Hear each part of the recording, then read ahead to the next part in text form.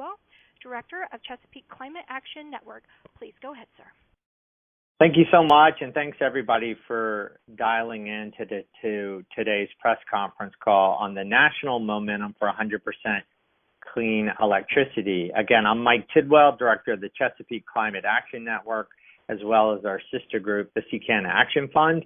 And we're here today to discuss the national trend of state-based commitments to 100% clean electricity and the momentum this is creating for inevitable national legislation toward 100% clean power. Today's conference call is being recorded, and we can make a copy available to you by request. We'll start with our speakers and then go into a Q&A session, at which point you can queue up and we'll take questions one at a time. In the meantime, you can email any questions you may have to info@chesapeakeclimate.org. That's info@chesapeakeclimate.org. As the writer Dave Roberts recently wrote in the publication Vox, quote, "The trend of states targeting 100% clean electricity has gone viral," end quote. Today in Washington State, Governor Jay Inslee will sign a bill committing that state to 100% clean electricity by the year 2045. This follows a wave of recent states passing strong clean energy bills, beginning this past December with the other Washington, D.C., with the help of my group, Chesapeake Climate Action Network, and others, to pass a bill to get to 100% clean electricity by the year 2032. Very ambitious, and it ensures that the entire District of Columbia, including the White House, will be powered by wind and solar power. Whether the White House likes it or not, it's coming.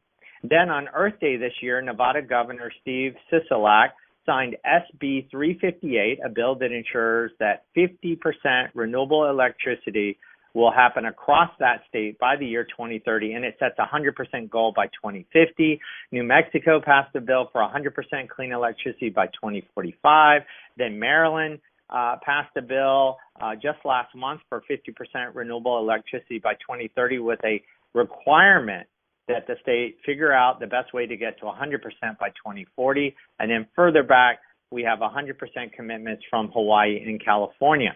In total, today, 5 states, plus the District of Columbia, Puerto Rico, and 121 cities are committed to moving to 100% clean electricity, with several states also considering legislation to do the same very soon. So altogether, 1 in 5 U.S. residents now live in places committed to 100% clean electricity. That's 70 million people total in this country. There's no doubt about it, 100% clean electricity and clean energy generally is becoming the new normal on state policy.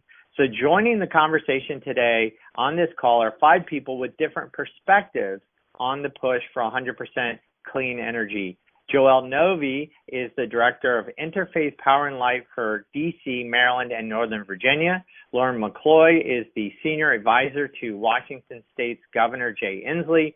Mike O'Boyle is the Director of Electricity Policy for the group Energy Innovation. Brian Condit is the President of the New Mexico Building Trades.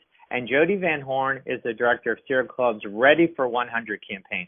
So let's kick things off. Each speaker will share a little bit about their work and how it intersects with the 100% clean energy movement. We'll start with Joelle Novi. Of course, these 100% clean energy bills would not happen without grassroots organizing on the ground. Joelle is part of that grassroots organizing as she directs the D.C., Maryland, and Northern Virginia affiliate of Interfaith Power and Light, which mobilized local faith communities to speak out for the 100% clean electricity bills in both D.C. and Maryland in December into April.